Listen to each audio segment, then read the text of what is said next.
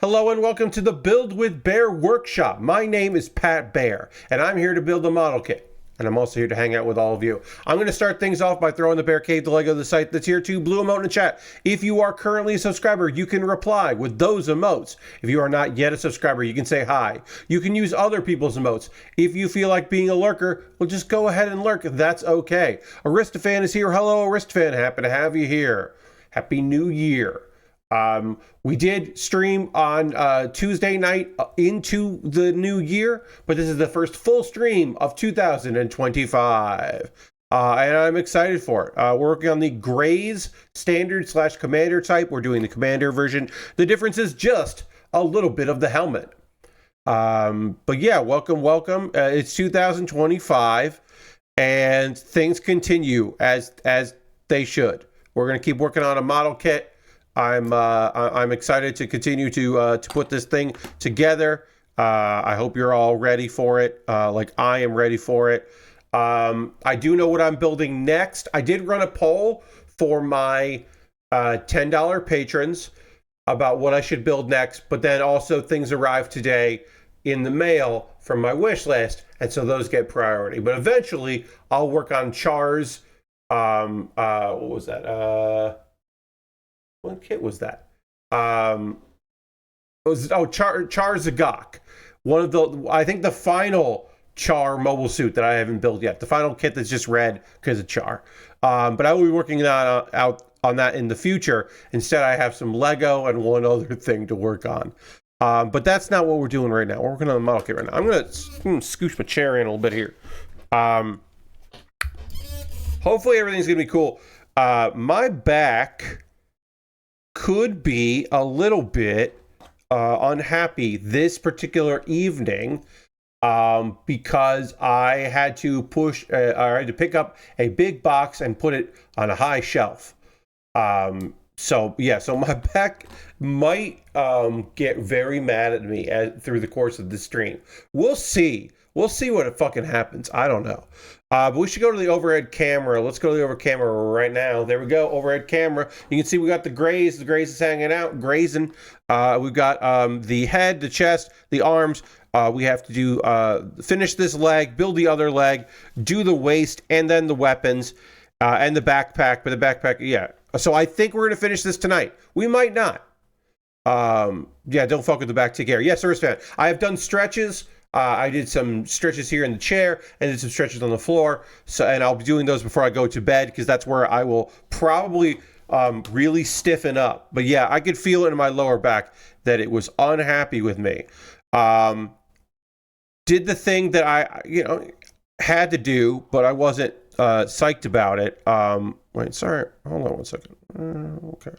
I don't know what I'm thinking there. Oh, okay. I know what that is. Did the thing that I wasn't thrilled about today, which was put away Christmas stuff. I don't like it. I don't like doing it because it tells me that the holiday's over. You know what I mean? You know what I mean. It's just like kind of depressing. It's a lot of work. It's in some ways way easier than setting up all the Christmas stuff. But yeah, then we only dropped like 2 Christmas bulbs this year, which is good because that just happens. You start moving stuff around and the tree shakes and then things fall.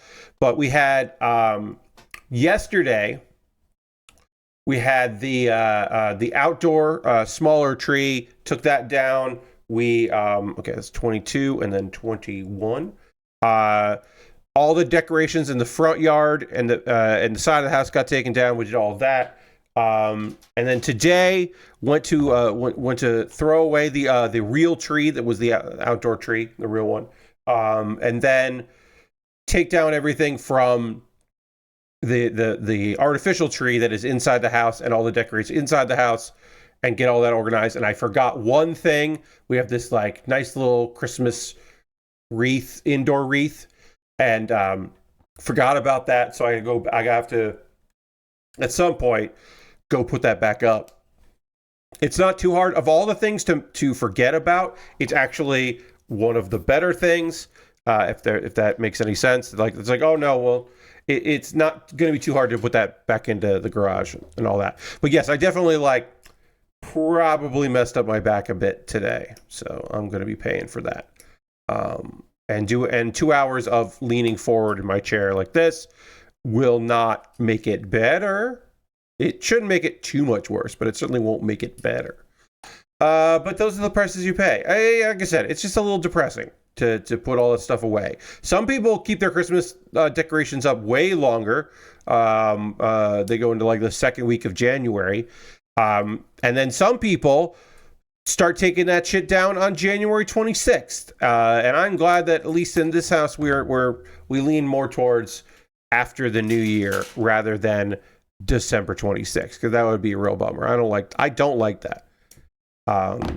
I know that I took down my Christmas digital decorations here on the 28th. Took that stuff down, but I left it up on the 26th because that felt right. And then the 28th, yeah, kind of felt right to be like, all right, well, we don't need Christmas music playing, and we don't need lights on the intro and all that.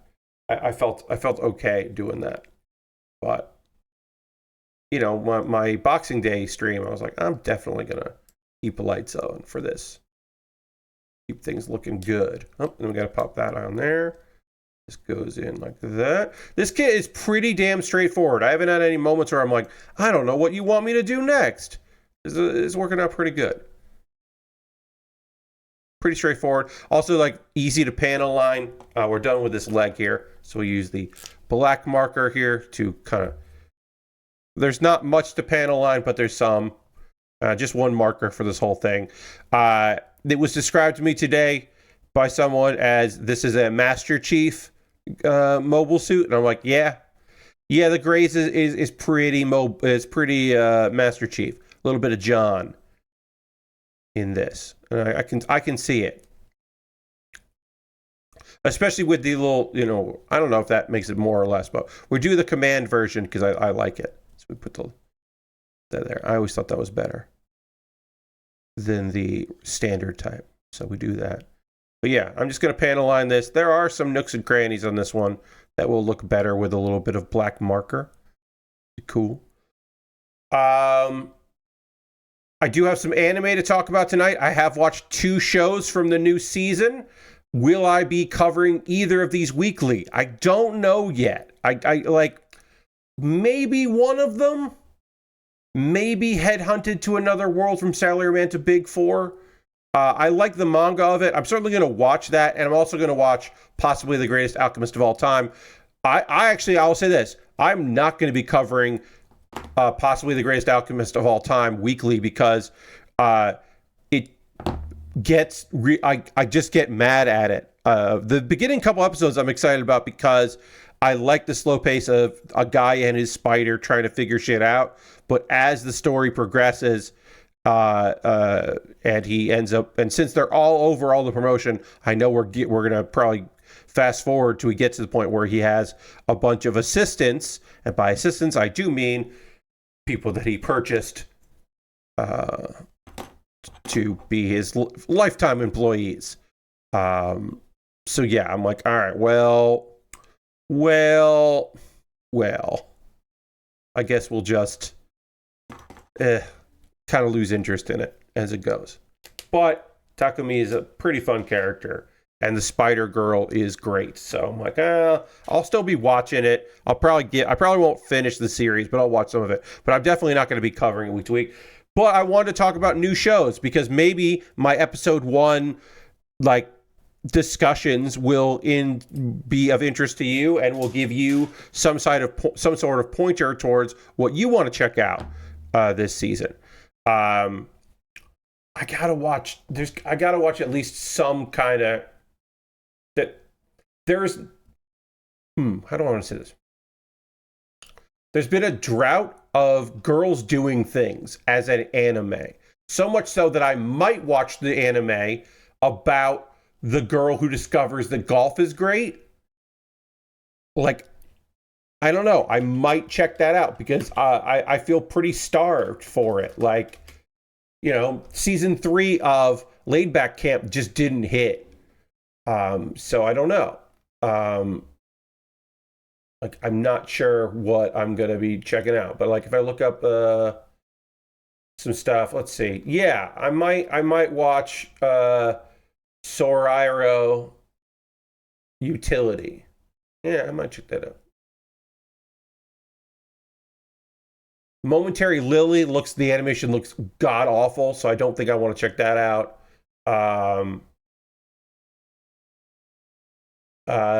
Was there anyone's? And yeah, there's Precure. There's that's the thing. Like last season, there was several magical girl shows. That's kind of not the flavor of it that I'm looking for. I am definitely looking, I think anyway, more of the like a show about a hobby that multiple girls like, and you just get to see them enjoying that. That is a subgenre that I enjoy. The girls doing things subgenre. And 2024 was a real drought for that. So I'm hoping. So I'm like, maybe I'll. Again, I'm not much of in the sports, but like, I don't know, if they're casual about it, that could be something there. It could be fun. Maybe I'll learn something about the sport, the Kings game, golf. But mostly it's just like, I don't know. It seems cute and fun and light, so maybe I'll check that out. Maybe that'll be something that I will investigate, and then I can give you my thoughts on that. I don't know. Because really, this season, there's some romantic comedies with adults in it that seem good. And I am curious about the one where the girl has a dialect that makes it hard for the guy to understand what she's saying. And I don't know how that's going to translate via subtitles and like convey. Like, are we just going to like get the gist of what she's trying to say normal and then have to have somebody else be like, oh, wow, weird that you said that. And we were like, I don't get, like, I think the subtleties could be tough on that one. So maybe that won't be excellent to watch. I don't know. And then there's some action stuff like the season 2 of Solo Leveling. I'm definitely down for that because the first season of Solo Leveling whipped ass, and this is only going to get, and it was a great adaptation. So I'm very much excited about more of that. Lashbrook subscribed with Prime saying, yeah, I give up. I don't have anything funny for number 85. Thank you very much. Order number 85. Thank you for coming through. Let's throw the Bear Cave Lego site tier 2 blue emote in chat. Thank Lashbrook for the continued support. Appreciate you very much. Thanks for being here as well, Lashbrook. But yeah, I'm a little bit of a loss as to what I'm going to be covering. Like I didn't cover season 1 of Solo Leveling. So I'm not going to cover season 2 of it. That doesn't seem like a move. And so tonight I'll be talking about 2 shows, one of which I think I might watch week to week. The other, but I might not watch either of these week to week. I might just watch Headhunted to Another World from Salaryman to Big 4 in like chunks. I don't know, mini marathons. Anyway, I'm working on the second leg here. Gonna get this other Lego together. So Monday stream, this past Monday stream, we had a really fucking cool discussion going on about like finding, have you watched some of the stuff that, is it important to watch the things that influence the things that you like older media? We had a really good discussion on older media that I was really happy with. So I didn't want to interrupt the flow by going, well, actually, guys, I need to stop this great conversation that we're having. And instead, I need to talk about World's End, a wrestling pay-per-view that I watched. So I never did talk about World's End. So chat is pretty chill and laid back tonight, which is awesome. That's okay. As always, being a lurker is totally okay. You can be a lurker. I got no problem with that. So sit back and relax while I talk about several matches from this past Saturday night that happened while I was streaming. And so I didn't watch them. I watched the last match live, and then everything else I went back to watch. And I watched the pre-show, but we talked about the pre-show. So I'm not going to get back into discussion of the pre-show. I'm going to build a whole leg again and then do my panel lining. So let's get that together here. I need this piece at some point. I need D18, which might be the piece I popped with. Yes, D18 is that one. This is D19. So the first match of the main show card was Will Ospreay facing Kyle Fletcher in the Continental Classic semifinal. There were two semifinals, and the winner of the semifinals, or the winners of the semifinals, met in the finals, which makes sense. And Will Ospreay got his win back against Kyle Fletcher. It felt right. It felt like the thing they were going to do. When it comes down to Will Ospreay, Kyle Fletcher, Okada, and Ricochet, I was like, well, I don't think they're going to do Will versus Ricochet again. And I guess they could do Ricochet versus Kyle Fletcher, but that feels weird. And Okada versus Fletcher they could do, but like the one on paper that seemed the most correct for a main event. But, you know, the argument that other people made was, do you really just do Okada versus Ospreay with no buildup in AEW, with no like press, no like talking about it for weeks, no back and forth, no interviews? And I was like, maybe you don't, but Tony Khan fucking would. Tony Khan would definitely do that. And it turns out he did, because Okada defeated Ricochet. And Okada was working kind of babyface in that match, and then worked kind of heel later, which was fun. Will beat Kyle with the Styles Clash, which is not one of his finishing moves, but is a finisher. And to me, that felt good because, you know, he was going to be in another match, and that way we weren't like seeing his finisher too often, or seeing or that kind of thing. So that felt good to me. I think the match was excellent. Hey, weirdly enough, Kyle and Will have incredible chemistry. And we'll see the rubber match for this at some point. Okada versus Ricochet. Ricochet has stumbled into a phenomenal heel run right now. He's on a phenomenal heel run, just being a turned up version of himself, being a shitty dork. This is outside of other things that I don't get too much into, but like, Ricochet has thoughts and opinions that I don't think are great. And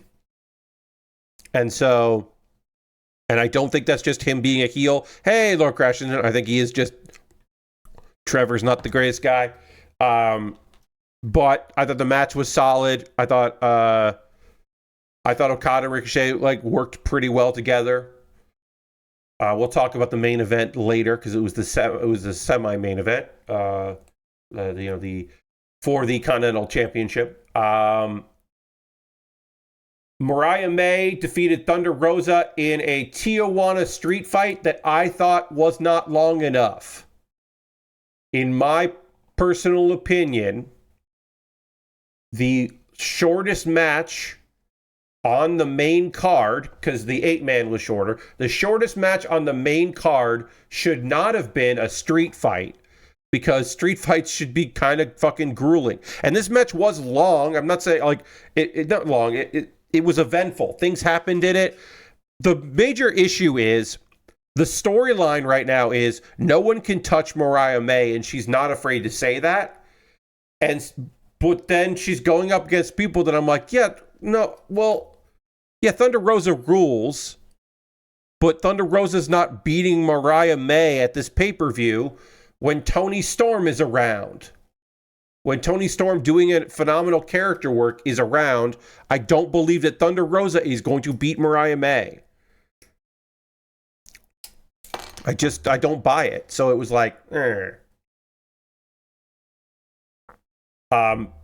making a street fight increases the chances of a wacky result, but it just, my suspension of disbelief did not get heightened at any point in that match, and I spent the majority of it just being like, yeah, all right, hell yeah, they're working hard, everybody's working hard and doing cool shit, but like, I don't believe for a second that Mariah May is gonna lose that match, which is tough, but that's what it was.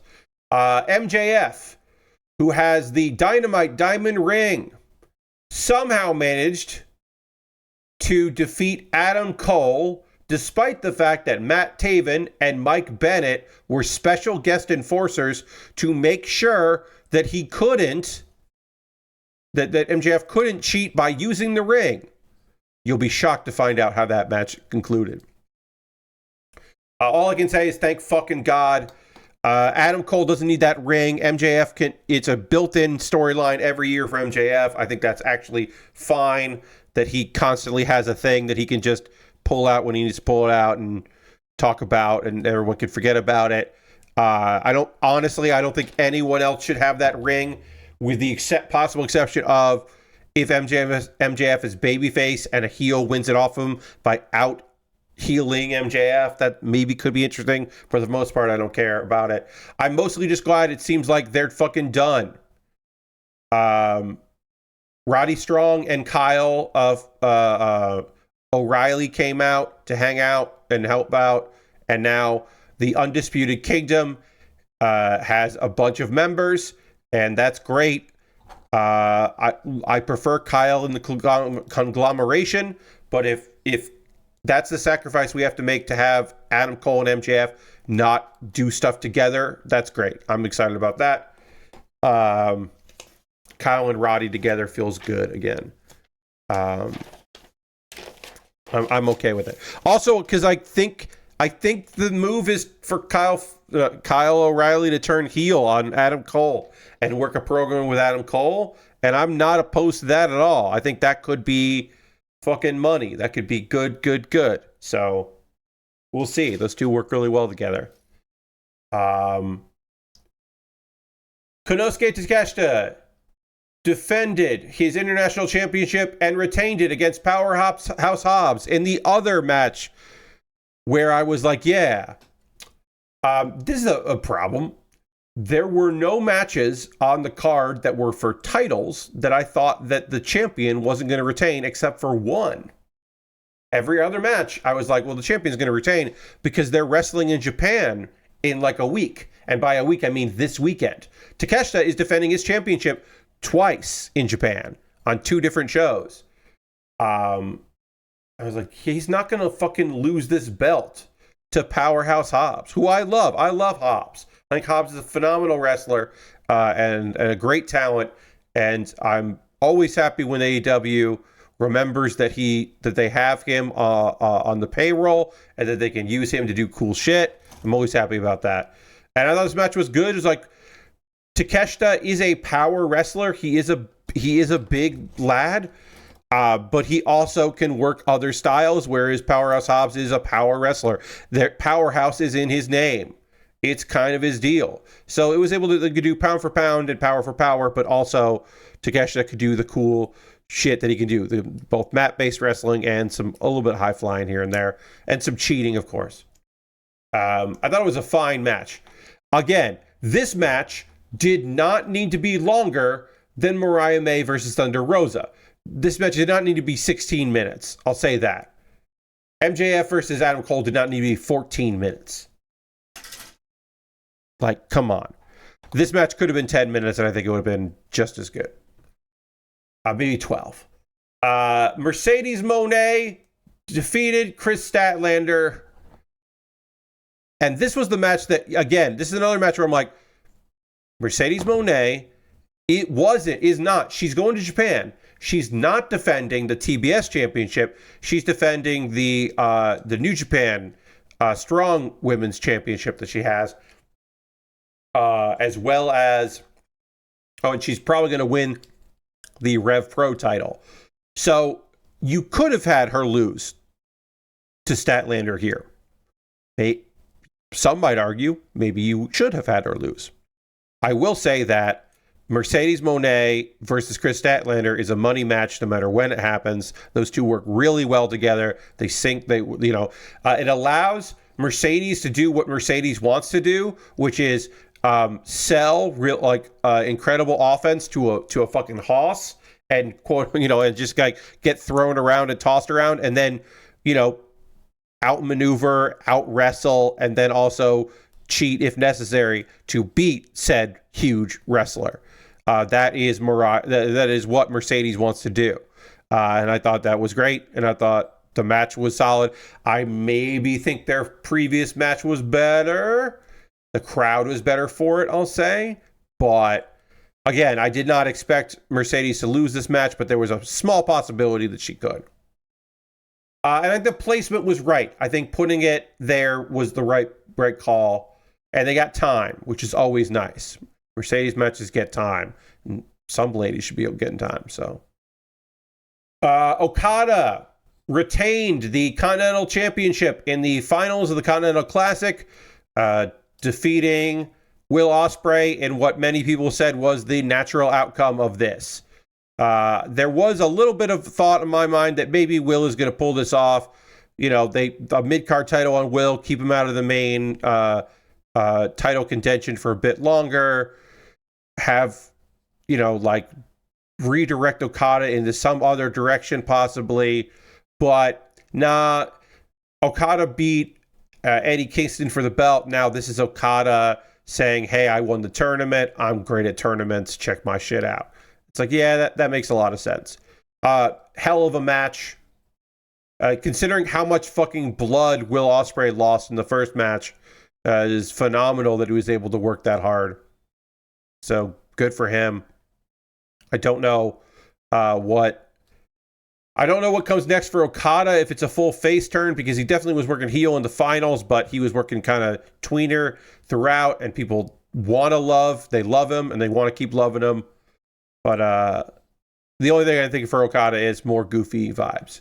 And of course, we do know what is next for Okada, probably, which is Kenny Omega, who returned after the match to present the title to Okada, because Kenny's first match back to wrestling is in New Japan this weekend. So AEW needed to have him at the pay-per-view so they can be like, well, our guy came out here first. He's not your guy. He's our guy. Even though he'll have his first match back with you, but he's going to be on TV next week. So check that shit out. So yeah, I don't know if they're going to work a program for the belt. Kenny with a mid-card title feels weird, but if he wants Okada, he's probably going to have to take the belt along with it to get to Okada. Again, I'm not super enthused about that, but it could work out. It could work out, friends. And then our main event. Oh, I should say, Okada versus Ospreay. Fucking whipped ass.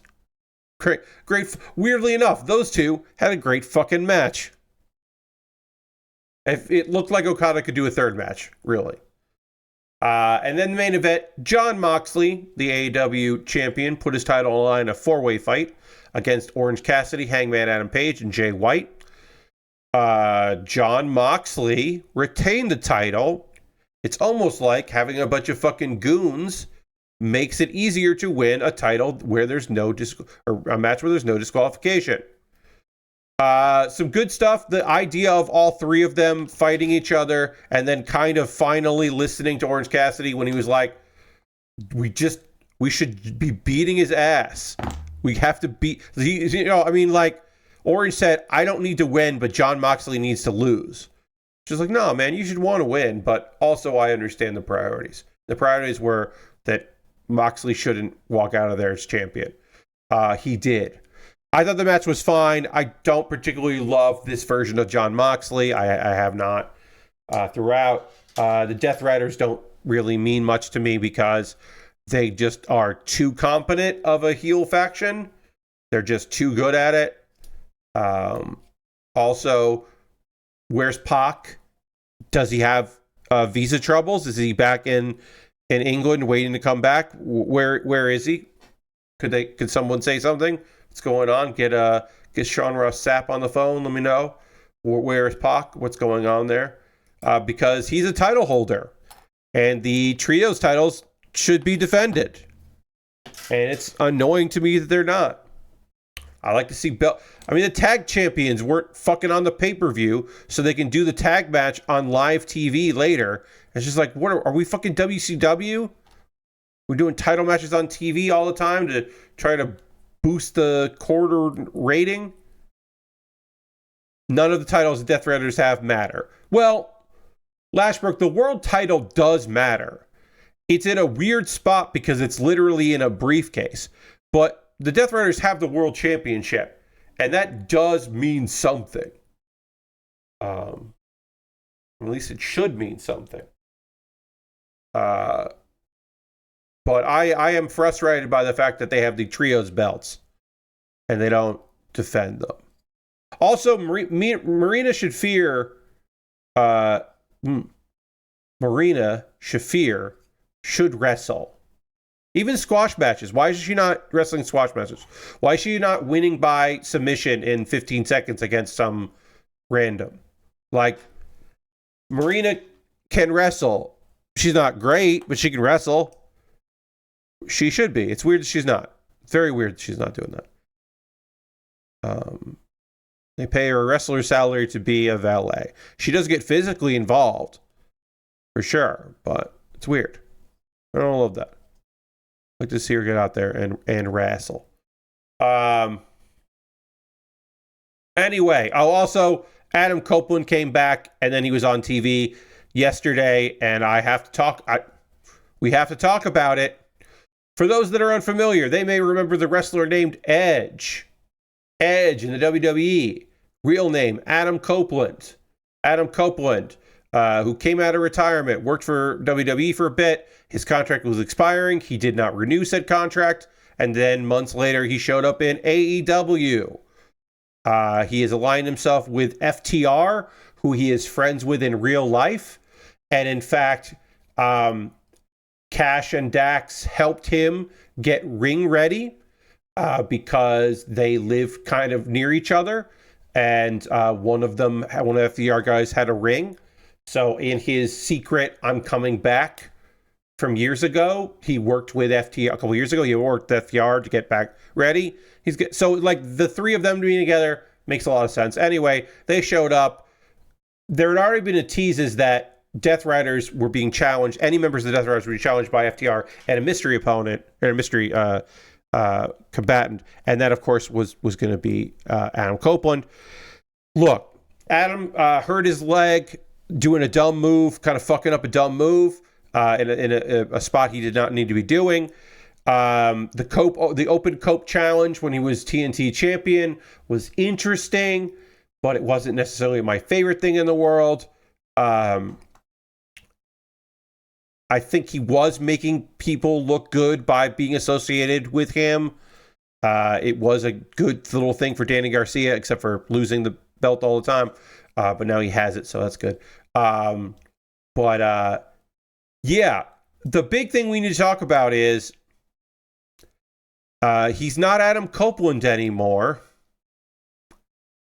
He's Cope. See, his name is Copeland, Copeland. And he did the Cope Challenge instead of the Copen Challenge, which he should have called it the Copen Challenge, because that's really funny. But instead he said the Cope Ope, which I don't really like. But anyway, it's my opinion that deciding to go by Cope is Cope. The fact that he's like, I miss having a one-word name, like Edge, is a little sad, just a little bit like, all right, my guy, go, okay, I guess, my guy, I don't know. It's not a good name, Cope. Like, it's fucking slang right now. Like, what are we doing here? It's bad. It's very bad.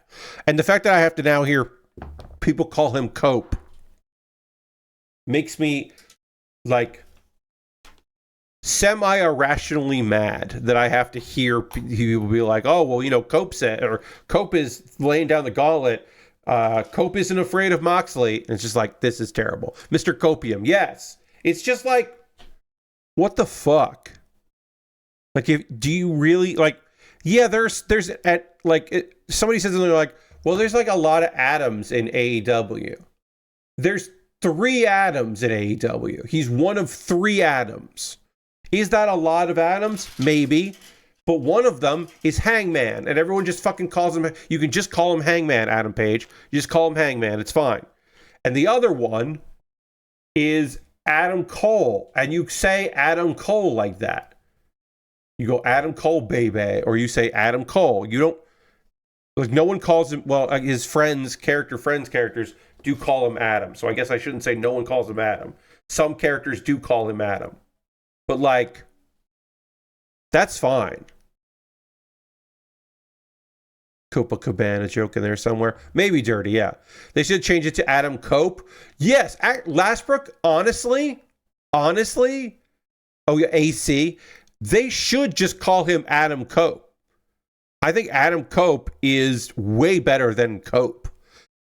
It's one of those things where, like, in a couple weeks, he'll be Adam Copeland again, and, like, no one will remember calling him Cope.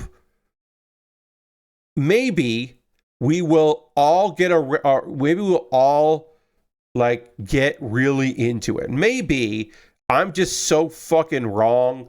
I'm just so, like, Pat, what are you even talking about? It's like, Adam, come on, you know Cope. You love Cope. It's just bad. The rated R superstar Cope. Because you can't trademark any of that. So WWE does not own the trademark for the rated R superstar because you can't trademark it.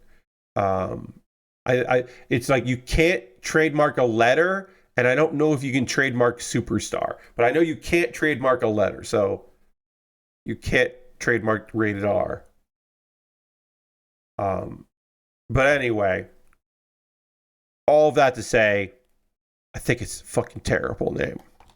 And good luck to you, Cope. I jokingly said that, semi-jokingly said that, well, Adam Copeland clearly is Moxley's next opponent so I don't know if he's going to, I don't know. Is Cope going to win the gauntlet match next week to follow on the following week face John Moxley in John Moxley's hometown?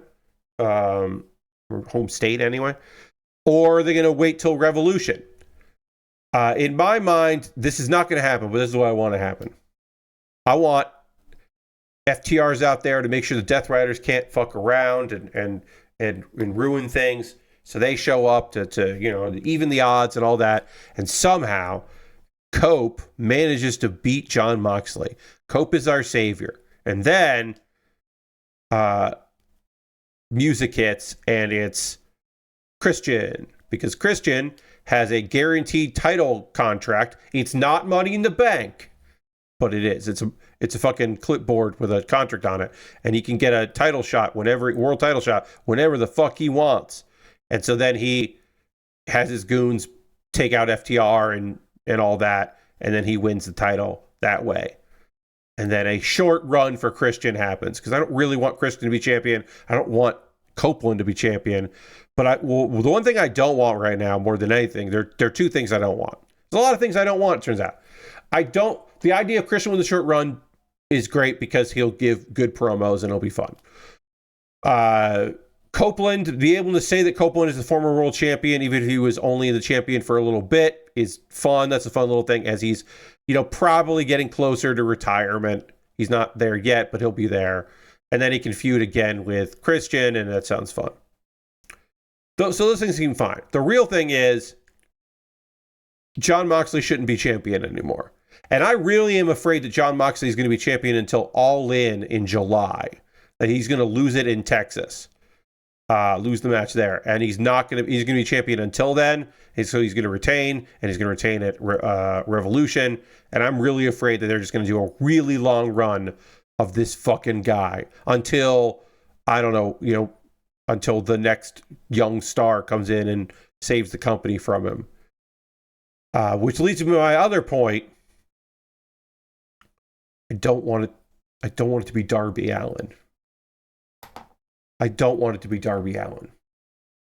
Darby wasn't on this pay-per-view. Darby got pushed down a flight of stairs after being choked, which, due to lore, in keeping with the lore, he should be fine with. He should have been back that night, no problem. But no, they had to write him out. It's just, I don't want it to be Darby, because I think I think Darby Allin is a fine enough wrestler. The thing is that Darby is a risk taker, and that's always interesting. And he puts his body on the line more than other people do, and that's interesting somewhat. But he's also a great mat-based wrestler. Like, he can do the other stuff, and I've always appreciated the fact that he can do the other stuff. He just chooses not to. Instead, he chooses to focus on being a fucking like test dummy, crash test dummy. But he can't talk into a microphone convincingly. And I don't think the idea of him being the savior of AEW doesn't work for me, brother. That's just bad booking. In my opinion, that's just bad booking. So the idea that he's gonna beat Jon Moxley, and you know, and if you look at the win-loss record and all of that, like he's had a weird year. You know, he was tag champ, but then since then has just kind of been bouncing around from storylines to storylines.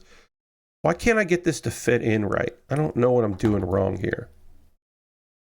Sorry, I gotta see. This is supposed to go on the butt, and I'm not sure. I'm going to just fiddle around with this part to see if I can figure out how it's supposed to go on.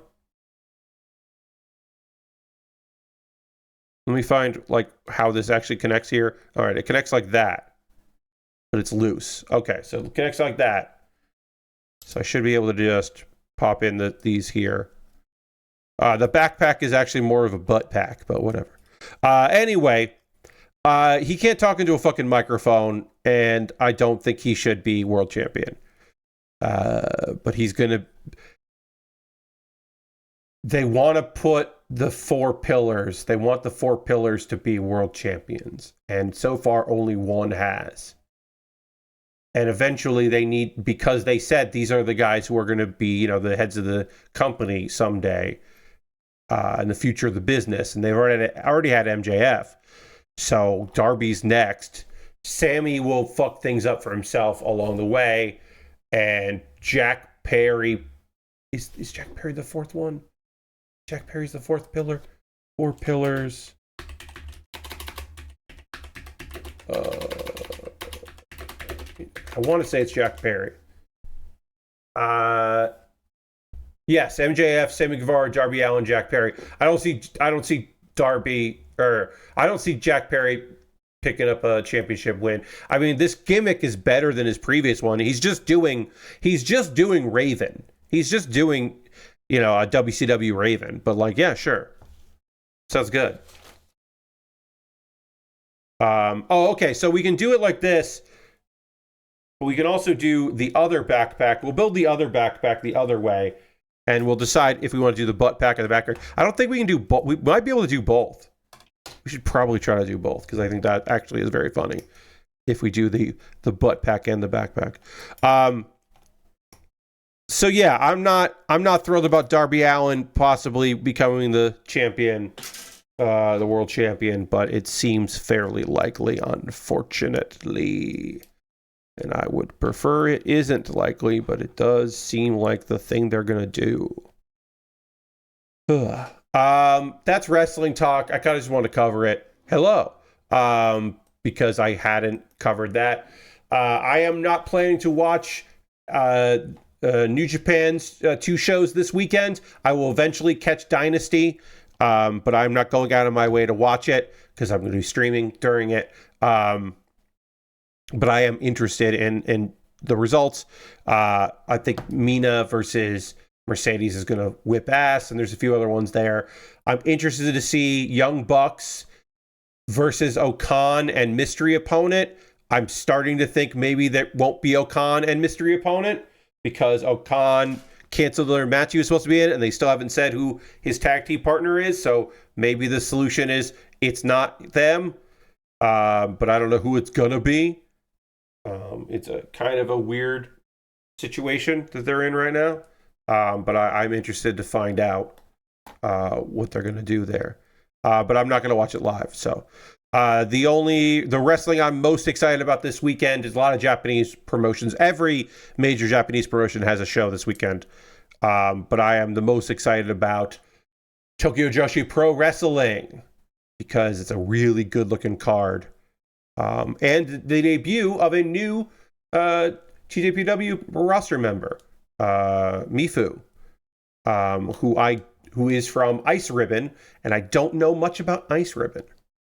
I wanted to get into wrestling a while back, but it's kind of intimidating how much of it there is. Yes.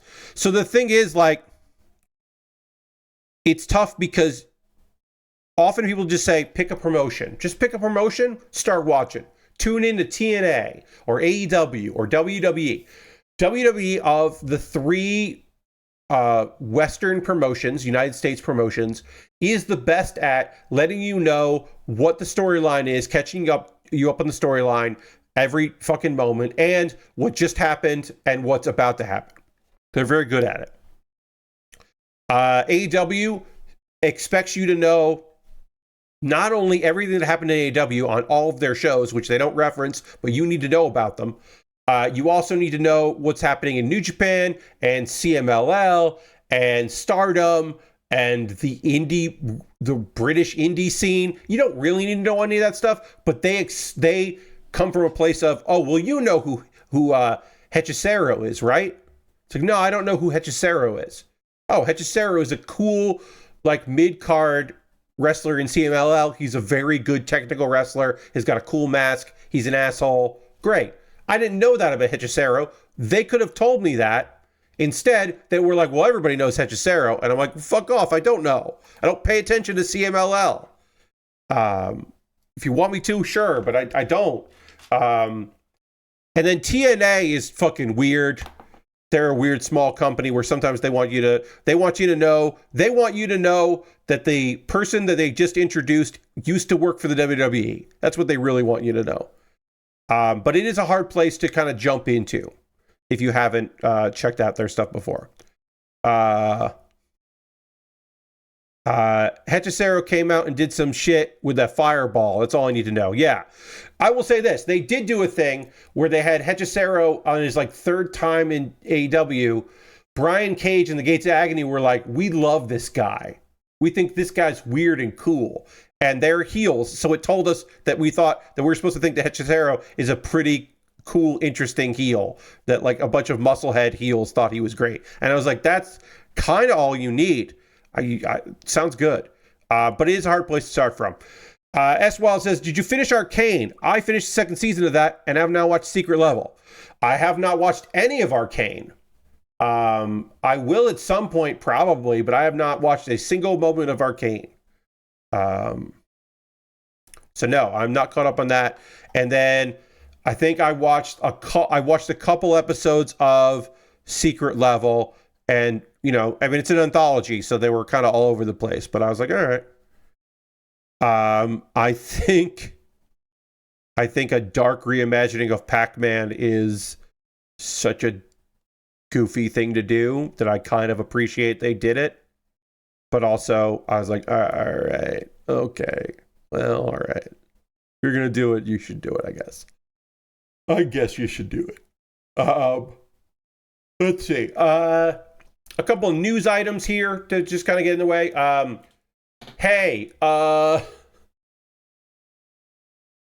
Concerned Ape, the developer of Stardew Valley, said that in December of 2024, they hit the milestone of 41 million lifetime sales across all platforms, which is goddamn wild.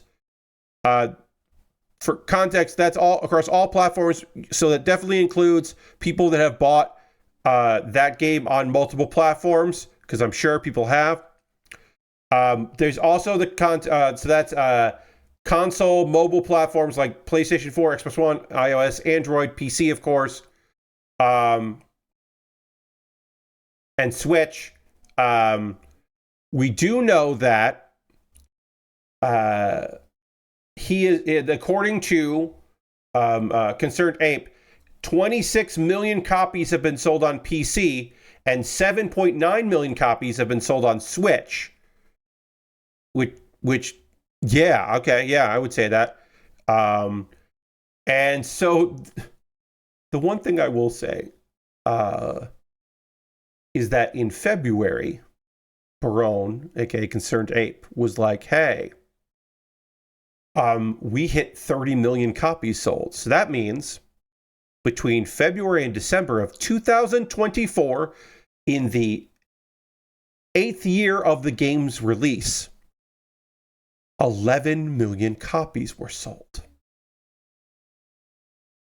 That's a lot of fucking millions of copies. Now, that's because the 1.6 update came out, and a lot of people updated their mods for it, and there was a whole like resurgence of interest in Stardew Valley because the 1.6 update was very big.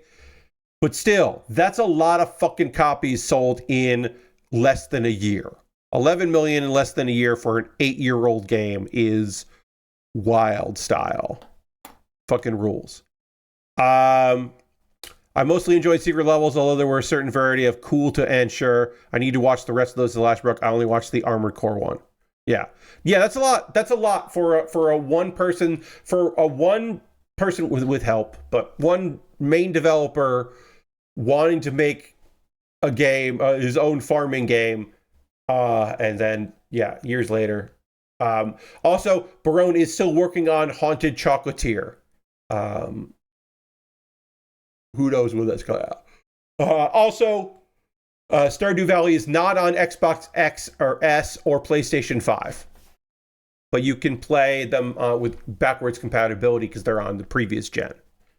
But they're not out natively, in the store. I think Blotro is somewhere around 3.5 is the last month, but I don't know if that includes mobile sales. Yeah.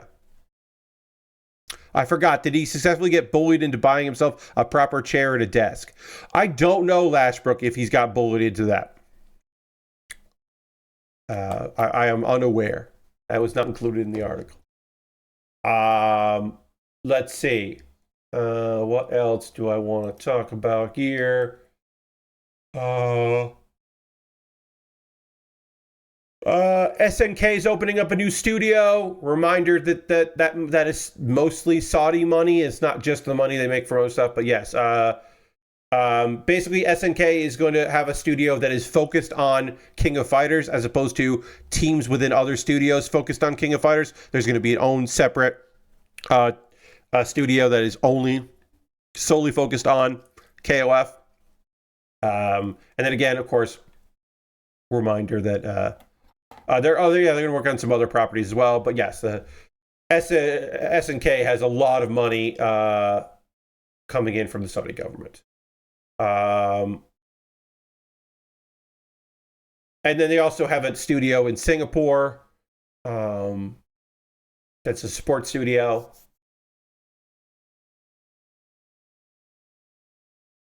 Oh, sorry, yawning. My apologies. It was a long day doing stuff today for me. All right, got weapons left to do in the second hour, and then we'll move on to the next big weird project that I have. We have I have decided to include both backpack parts, the backpack and the butt pack, because that is very silly in a way that I like.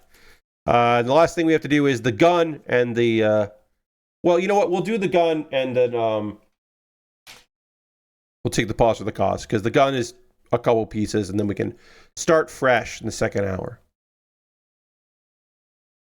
There's I think there's one piece I don't know what I'm doing.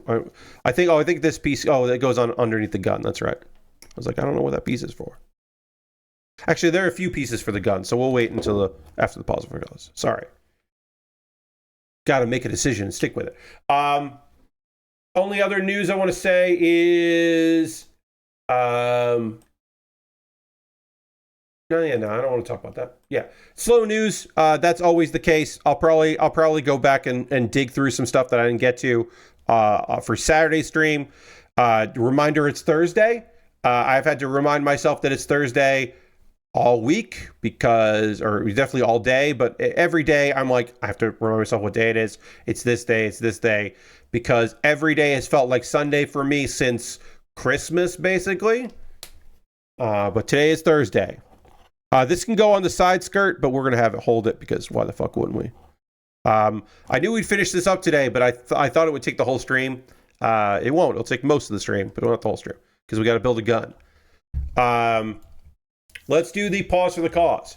Hello. Hi. Hello. This is my opportunity right now to talk to you, the viewer, about ways that you can support the channel and what I do here. Everything I'm about to talk to you about is optional. You're under no obligation to do any of these things. If you would like to do them, you're more than welcome to. It would be great, but you don't have to. First and foremost, if you're currently a subscriber to the Build with Baer Workshop, you can throw the Bear Cave, the Lego, the Scythe, the Tier 2 Blue emote in the chat. Being a subscriber is the easiest way to support what I do here through Cash Money or your Prime Gaming token. If you have Amazon Prime, you get that token. You can use it for anybody. If you want to use it for me, that would be great. Reminder that it's the first stream of the month, first full stream of the month. So if you want to be on the old leaderboard, for gifting subs, you could do that. You can gift a sub to somebody in the community.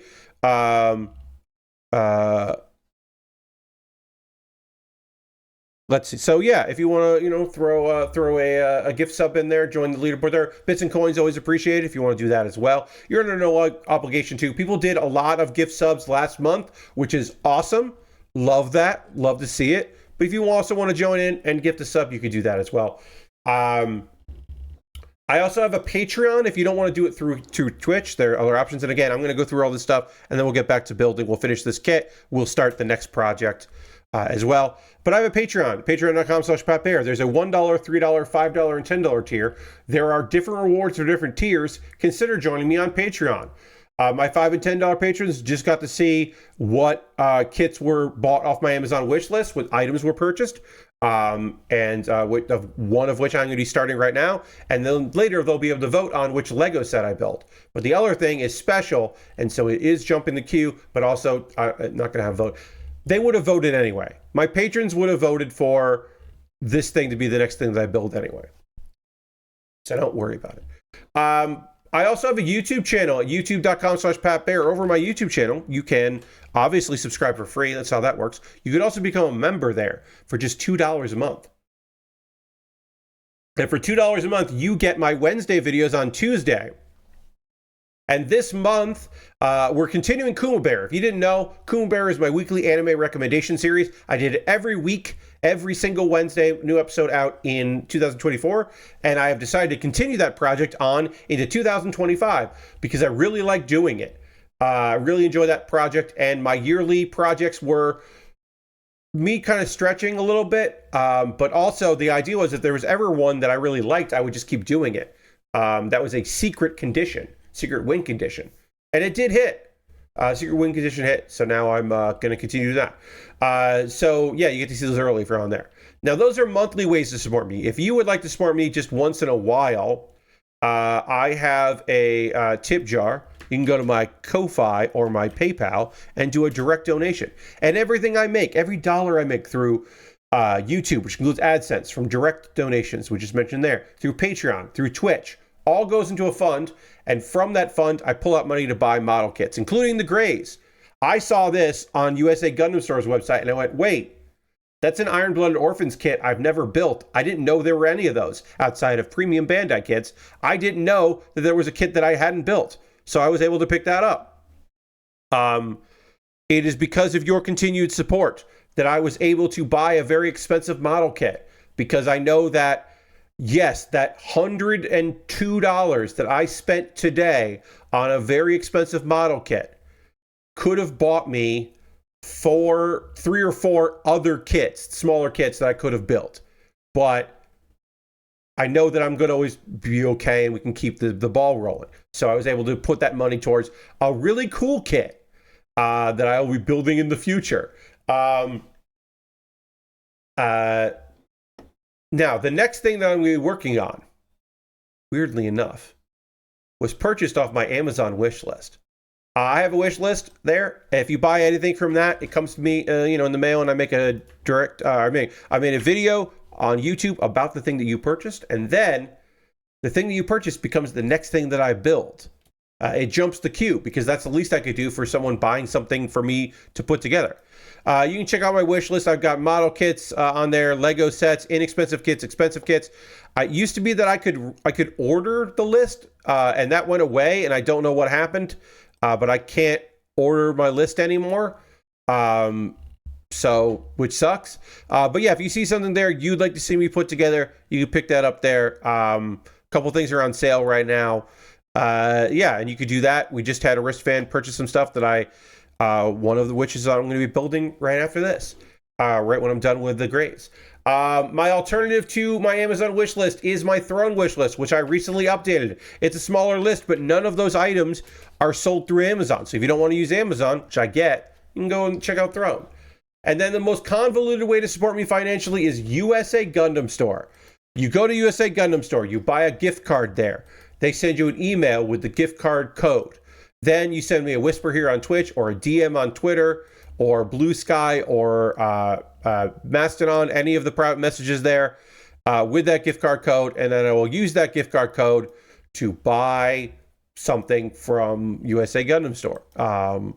Again, most convoluted way to support me financially, but it is a thing that people have done, which is funny to me. If you want to support me and not spend any money, I have a Discord. It's a cool little place. You're more than welcome to hang out in the Discord. Love to have you there. A couple of video links for you to check out. Pat Baer's Anime Club. The most recent published Pat Baer's Anime Club episode is my top 10 list for 2024. So if you want to know what made my list, what topped my list, what was number 10, what was my honorable mention for the year, you can see the list. I did a video version of it, and you can watch that. There will be a new episode looking at the fall season and the winter season. I recorded that on New Year's Eve. It goes out live on Monday. It is 2.5 hours. It's a lot of fucking talk. And then Kuma Baer is my weekly anime recommendation series. Every month I have a different theme. They're shorts. They're under a minute. This is under a minute, talking about 365 Days to the Wedding. That is a lovely romantic comedy series from the fall season that you might have missed. It is great. It is two coworkers who don't really know each other. They're both single. They are pretending that they are engaged to get married so they can avoid having either of them be sent to the new branch office for their company in Alaska. So instead, they're like, actually, let's just pretend to be married. And then romantic comedy stuff happens. There's great supporting characters. It's lovely. Watch the 1-minute video where I try to get you to check out that show. It's neat. Okay, I have some anime to chat with you about. I need to drink some more water. We need to dramatically transition back to the overhead camera so we can keep working on this model kit. And I'll talk about some stuff, and then we'll finish the model kit, and I'll start a new project. And we'll do that right now.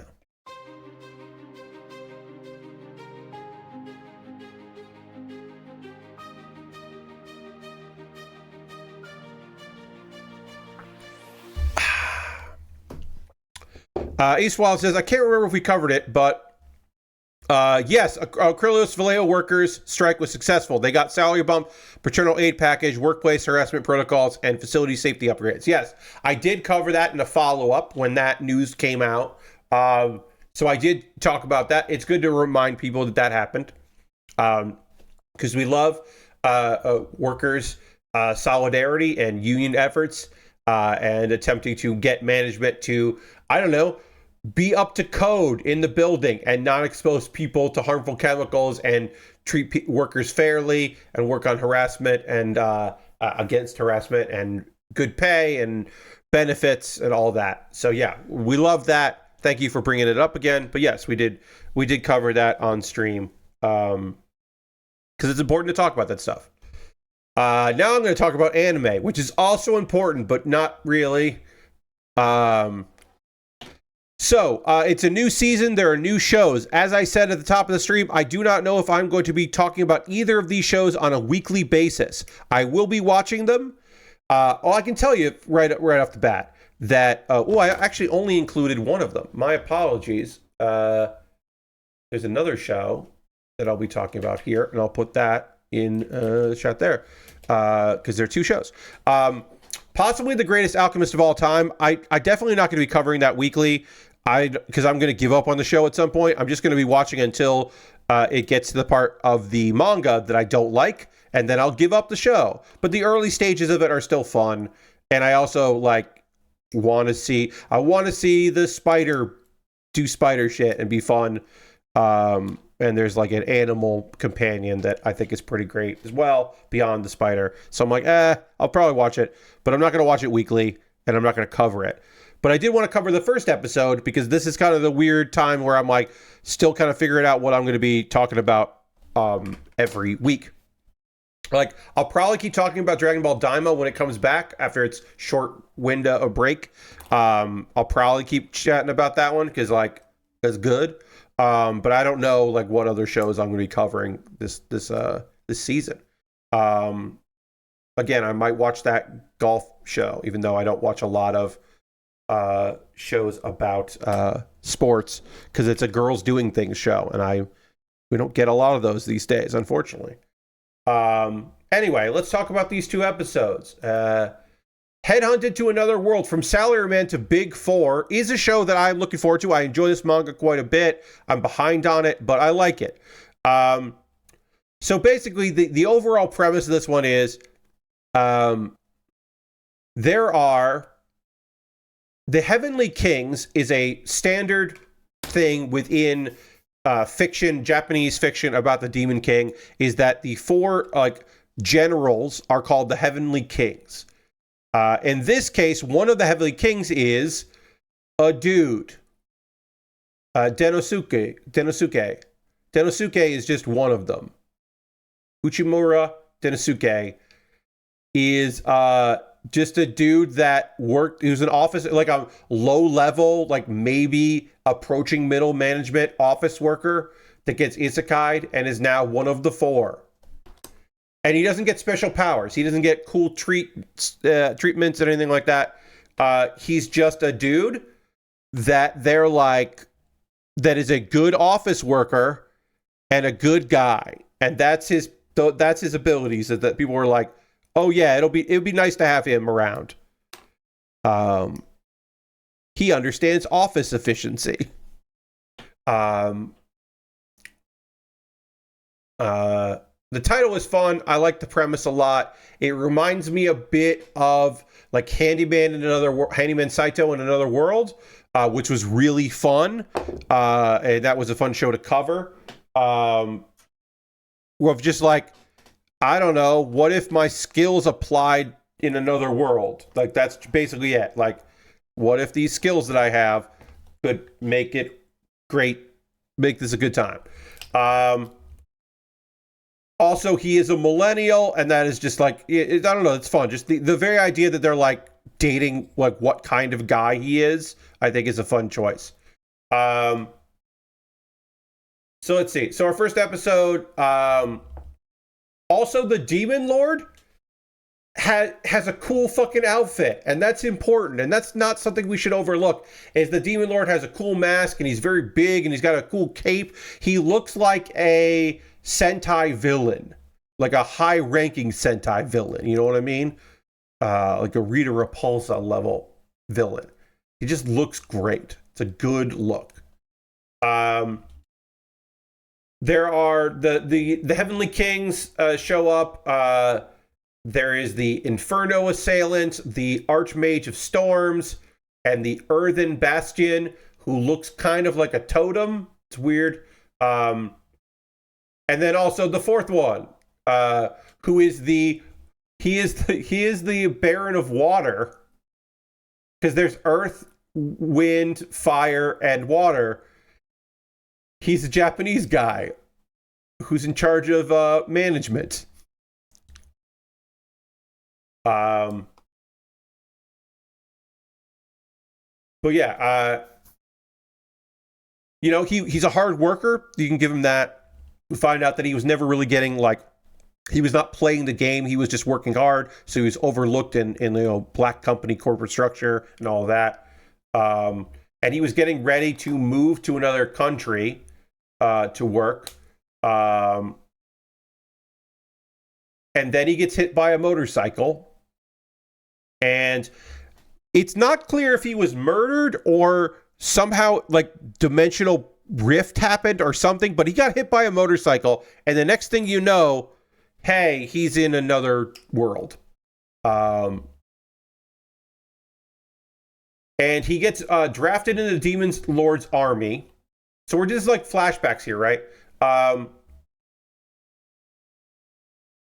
But the idea is that they're like, oh, you seem pretty great. One of the things that's cool about this is he gets sent to another world, and they're like, we could send you back. We have the technology, like we have the skills to do that. Do you want to like go back to the other world? And he thinks about it for a while, and he's like, actually, no. If I'm gonna work somewhere, why not be here? This seems like actually like earnestly like kind of cool, because they do often offer him an office job. And so he's like, oh, having my own office, that's pretty good. And it's interesting because this is not the kind of like, I want to live a slow life, you know, like that's usually this kind of story is, I want to live a slow life. I had all this work to do, and it, you know, like the office grind is too much for me. So instead I want to like, you know, use magic and cheat my way. No, this guy is like, yeah, all right, I'll work in an office, but I'll just do it here. I don't know. I think it's pretty fun. But also, it seems very clear that the job in the Demon Lord, like there is room for advancement. So he's like kind of interested about that. And we do know that he gets that job, right? So even this episode is just one long flashback. It's still interesting to watch that.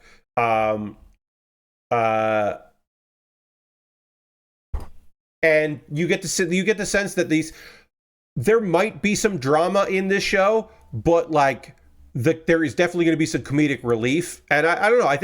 I do like the idea that so far he has a personality. We haven't really seen a lot of it, but he is not completely milquetoast as a protagonist, which is nice to see. And he's a little older, which I don't hate, as I've gotten older and I'm a little tired of 14-year-olds who immediately have a harem isekais.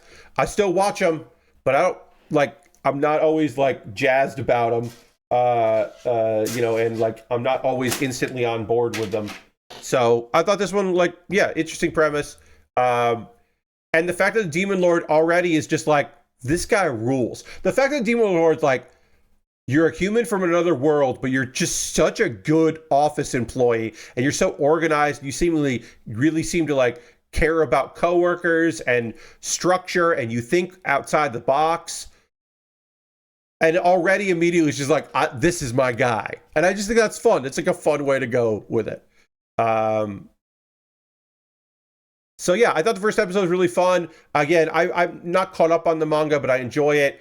The Denizen of Fire is like, she's not tsundere yet. She's like office worker, like that office worker that like has decided that you are the competition. And so they're succeeding against you, not with you. But she also has tsundere vibes, and that's not a deal breaker, but it is like okay, well, let's see if the Inferno assailant turns out to be cool or not. Like that could be good. Yes, the Dwight, yes. But the premise is really good, and I thought it was fun and animated well. No CGI that I could see, so I'm like, yeah, all right. Yeah, it's like, and also I don't mind it. There were times where I didn't love a normal dude protagonist in an isekai. I'm over that now. I think normal guy is totally okay. All right, I'm going to take a photo of this kit because I am done with the Graze. I have now completed, to my knowledge, I know I've said this before, and my apologies that I've said this before, but I'm fairly certain that this is indeed the last Iron-Blooded Orphans kit that I had to build, with the exception of premium Bandai kits. Because I just missed out on this one, and I guess there's a couple other Iron-Blooded Orphans mobile suits that are green, and I thought I had already built this. I do like that the gun has like a bunch of extra stuff on there, that it has an axe that can go on the side, so the side skirts are actually usable. But we'll take a photo of this kit here. And then we'll move on to the next thing. And well, I'm going to get this next thing set up, and then I will just talk about possibly the greatest Alchemist of all time, which again, I'm not going to keep watching, but like, it was fun to talk about. I figured like I would talk about it. Also, because this guy, and I do check out all of them. All right, so the Graze goes away. Goodbye, Graze. And now, it's this fucking thing. It's a jigsaw puzzle. Thank you, Aristophan. Hey, I'm the one that put this on the wish list. But it's a puzzle. Yes, this is the first thing from Magic the Gathering that I have built. Our very first brand new kit of the year, because the Graze we started last year. So our first new build of the year. This was in there was a bag that this was all in. I took it out of the bag and put it in the box. It's our second attempt at a jigsaw puzzle. I have had one attempt previously. It was a bad designed puzzle, Animal Crossing, and then I gave up on it and decided I wasn't going to do it. Now, I played Magic the Gathering when it came out. Years and years ago, I played Magic the Gathering when it was first out. This is 50. This is 50 cards that are all artifacts, and I don't know all of them. I know some of these. Hey, just under spicy. I know some of these artifacts, but I don't know all of these artifacts. And so the puzzle is this: we're gonna have Magic the Gathering written in the bottom. We're gonna have all the cards. There's like little information. I don't know if that part is there. It might be there. The TM that's right there. Oh, Lord Crashin wants me to the dance button. If you're new to the streams, every month I have a new song, and you can use your channel points to get me to do a little dance with the song. Here's the new song for January, and here we go.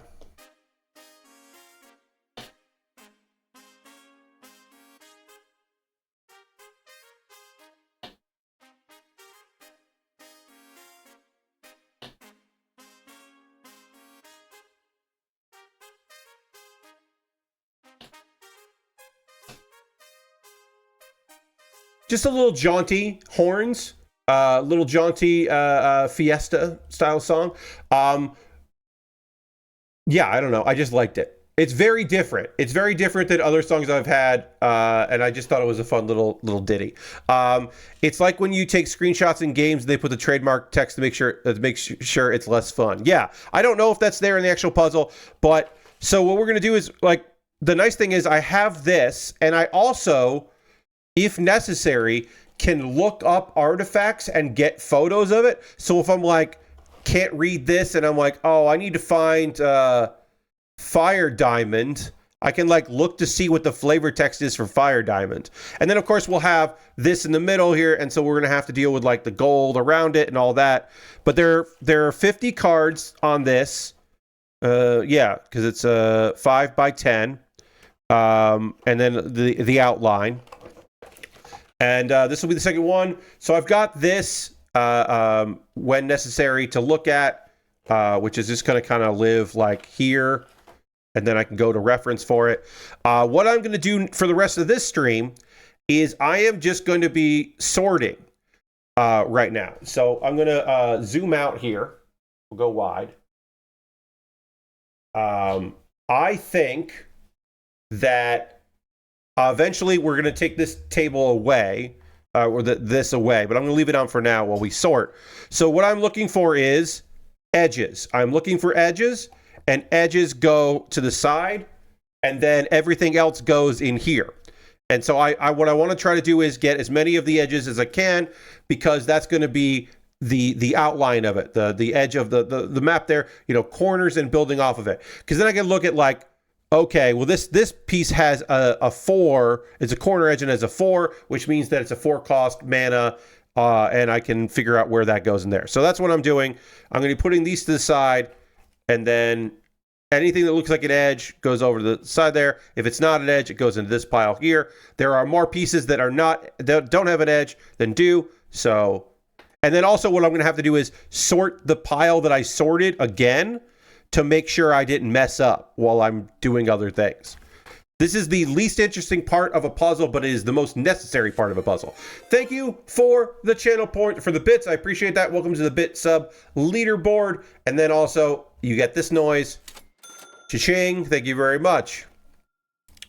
So yeah, and then also I'm going to have to sort this pile of pieces with the edge because you have to sort all the time. You have to constantly be triple checking and quadruple checking your thing. What I will do is off stream, I will do the rest of this because that's what I'm going to be doing for the next 20 something minutes, 25 minutes. I'm going to be doing this. And then I will do the rest of it off stream so that on Saturday we start assembly. And we'll work on the the rift of there. We're going to work on the frame, try to get as much of the frame done as we can, and then work from there. Now, one part of this build, I didn't know there were MTG puzzles. That's a neat idea. Yeah, I found this on Amazon, looking at some other stuff, and it had good reviews, which is nice. Which when I got that Animal Crossing puzzle, I didn't look to see if there were any reviews. Now, there's one part of this that is going to be challenging, which is this frame here and the top frame.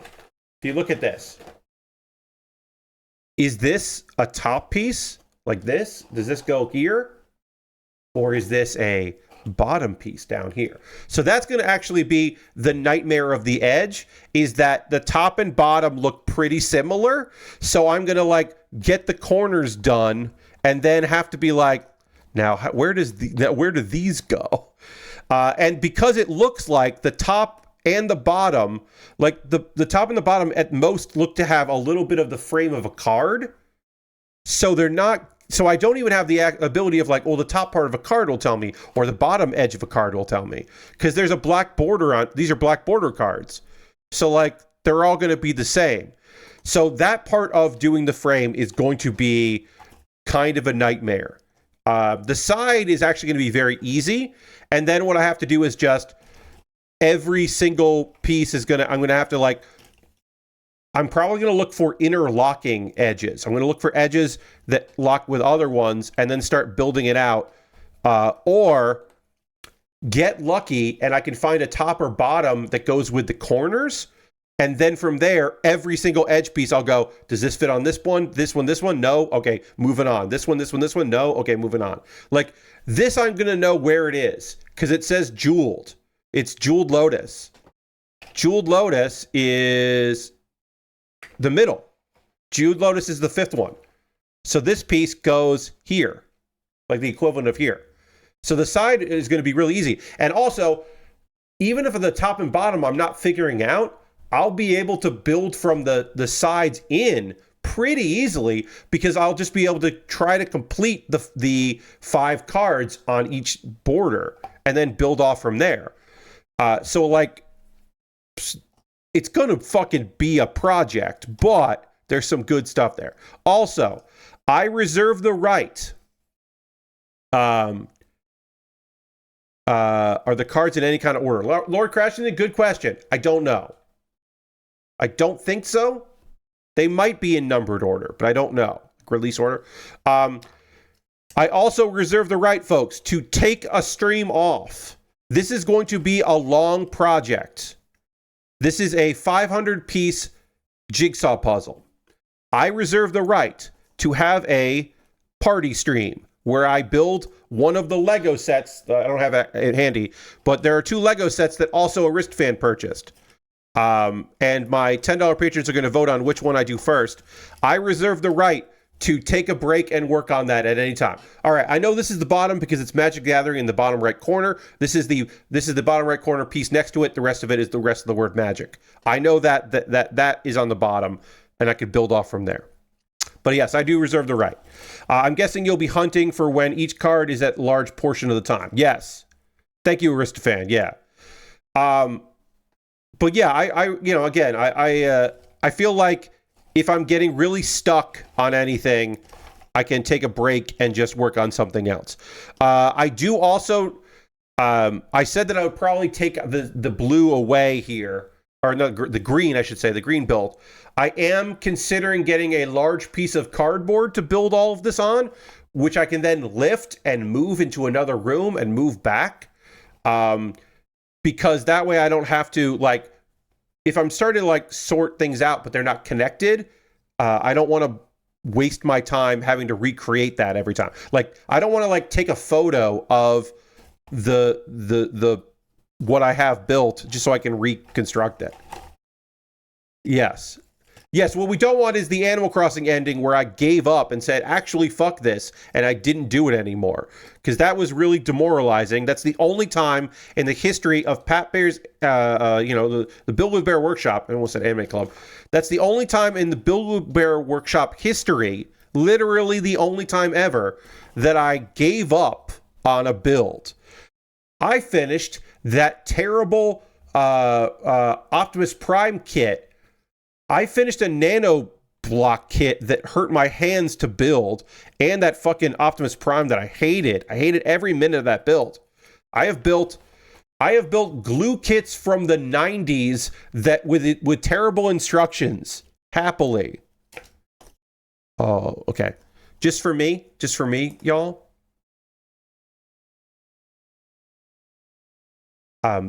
These two pieces go together. Ooh, they don't really hold. That's okay. But we did it, everybody. Case closed. We're done here, folks. Puzzle assembled. Look at that. I got two pieces together.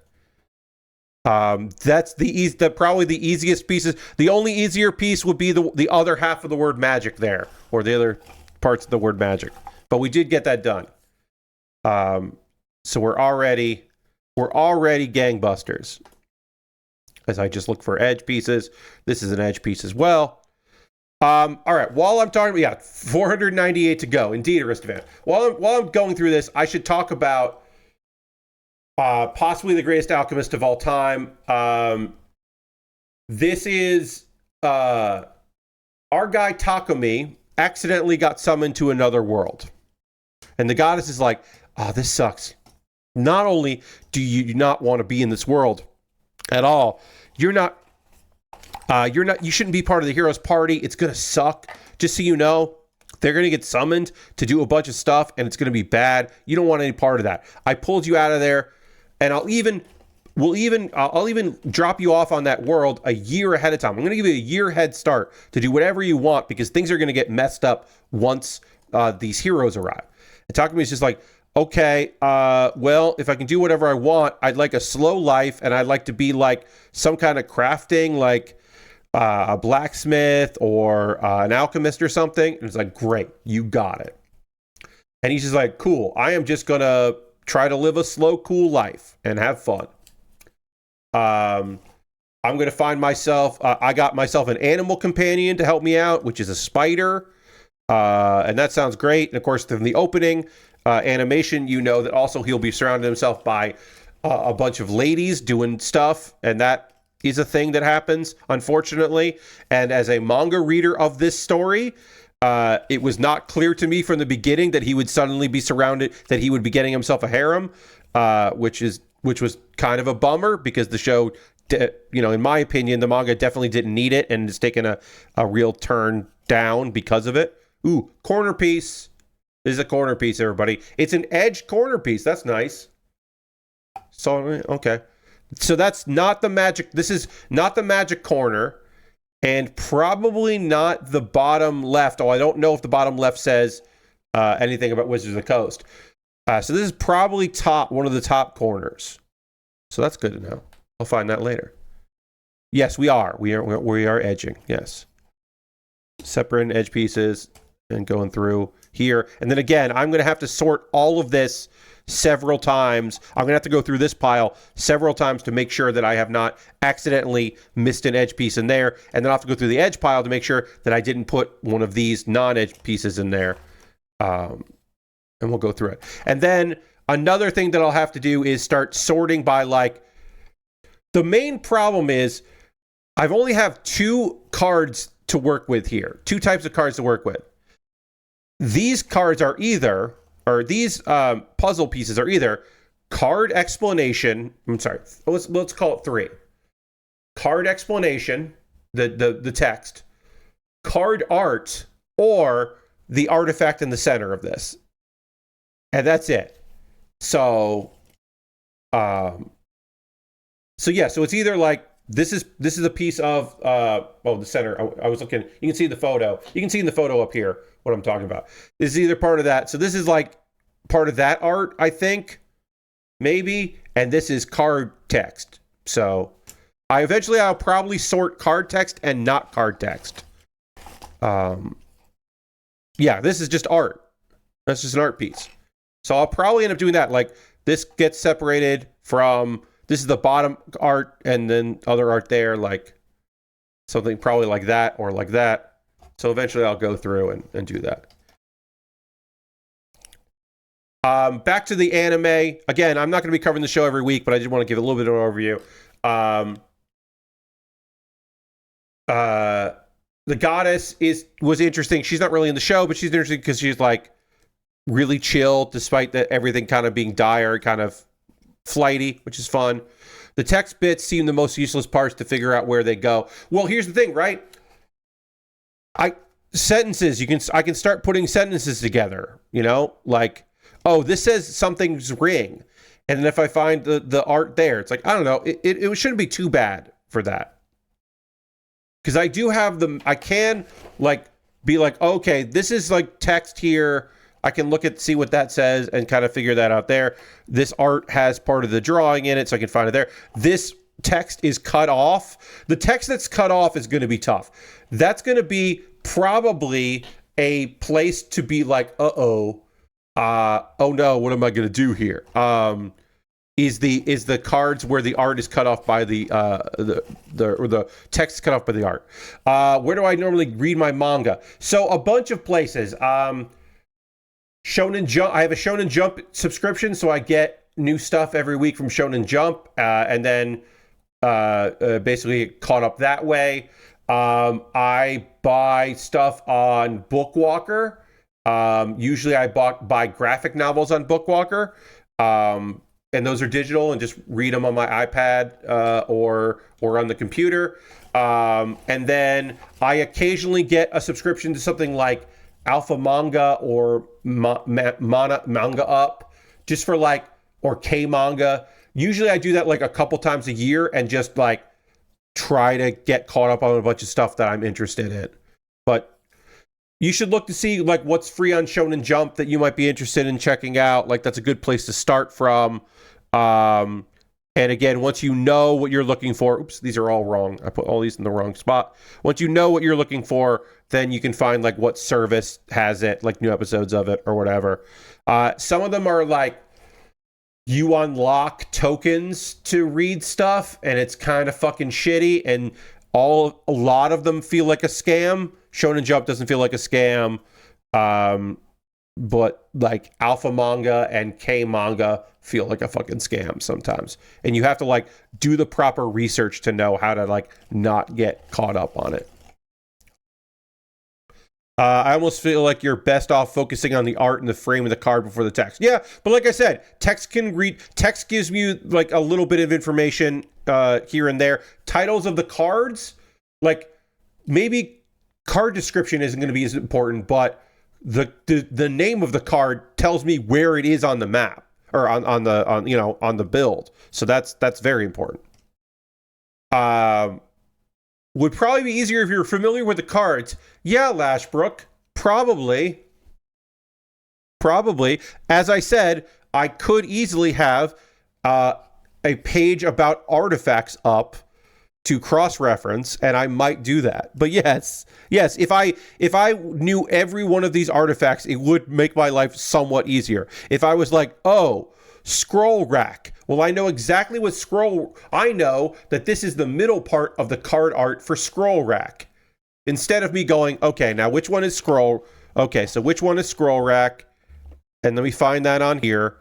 Oh, scroll rack is this one. And then it's over here. So now I know it's in this area, but I had to find it on there. But yes, as I said, I have it. I have a website page with every artifact. And I can just type the name of the artifact in to cross-reference the image and the text blown up. And the variations of text blown up, because they could be different. I have thought about some things. Now, this is not an edge. This looked like an edge for a second. It's not an edge. I have thought about some of this stuff, as I've said. Going back just to this anime here,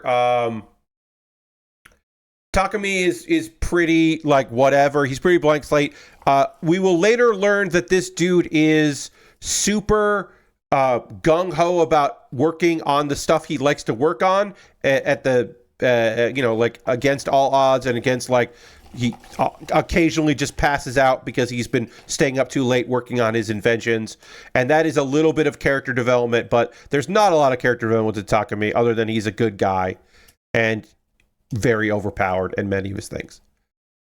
And there's more stuff going on, and there's, as I said, his assistants that he bought, which is not great, and where I kind of like lost some interest in the story, but it's still kind of interesting. I'll still be watching episode to episode, but I don't mean to I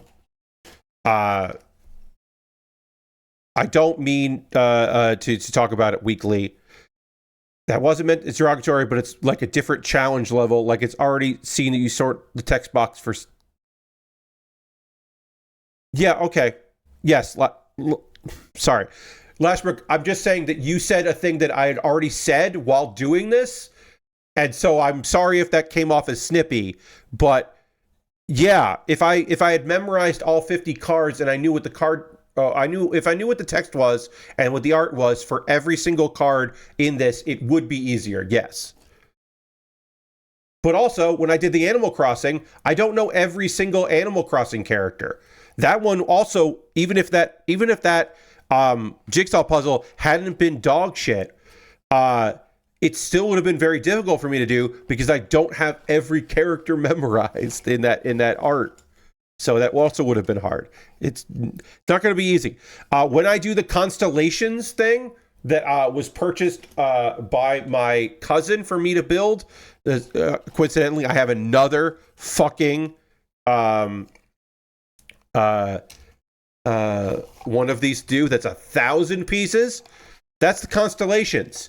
That one's going to be a fucking nightmare to do. I honestly don't know if I'm going to do it on stream because it was bought by my cousin. It's not like one of y'all bought it. I didn't choose it. It was bought for me.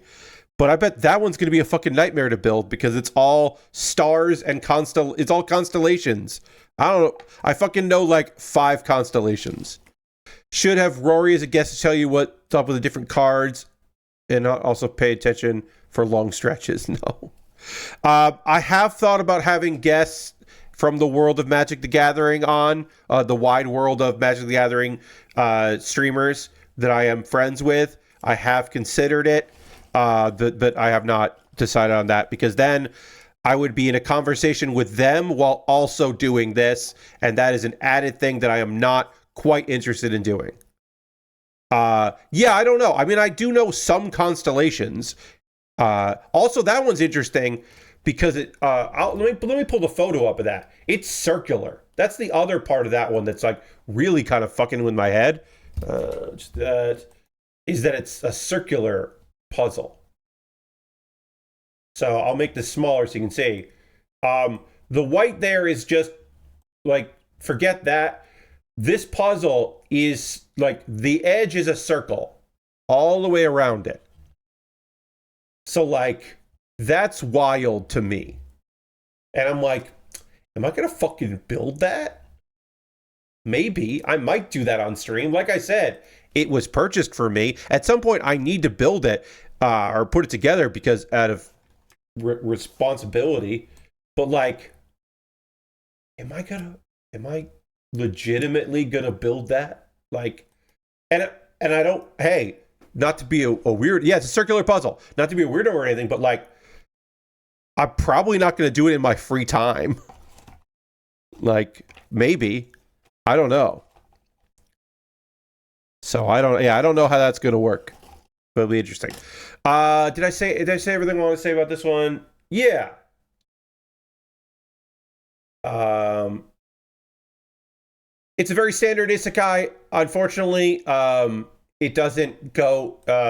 I don't think the manga is that great, so I don't think I'm going to keep watching it. But like I said, I watch every isekai, at least the first couple episodes of, so I'll watch next week. I don't think I'm going to talk about next week's episode, but I did want to give you something today of some of the new shows so that I can talk about some of the new shows. We have some time left on the stream. If you want to talk about what we want to talk about, we can talk about things. I'm going to say this right now. We've got a lot, like, Chad has come alive to talk about this project and these jigsaw puzzle pieces. And I appreciate you very much for coming alive and being very active right now talking about this. If I come across like I'm being flippant or being an asshole, I'm sorry. That is not my intention. This is going to take so much fucking time. We have so many streams to talk about strategies and what we're going to do with it. So, like, I think for the rest of the stream, I'm going to do the thing I normally do at the end of the stream where I talk to you about stuff that you've been doing and stuff that I've been doing, and we just kind of chat about that.